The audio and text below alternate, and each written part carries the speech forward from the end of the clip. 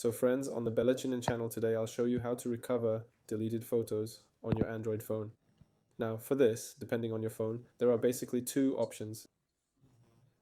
If you have a gallery app, you can find recently deleted photos in the gallery. In my case, there's no gallery, but there is a Files tab. Yes, the File Explorer. Open the Explorer, tap the three lines at the top left. Right, this is what it looks like, and tap on the bin button.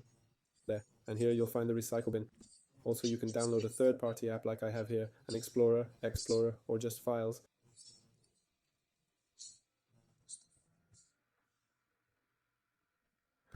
Here's CX File Explorer. Go in, and likewise, there's also a recycle bin here, there, and this is also where your deleted photos will show up. If they've been deleted from the recycle bin, then your only option is to search for them in the cache through a computer connected to the phone. That's all. This has been Bella. Goodbye, everyone.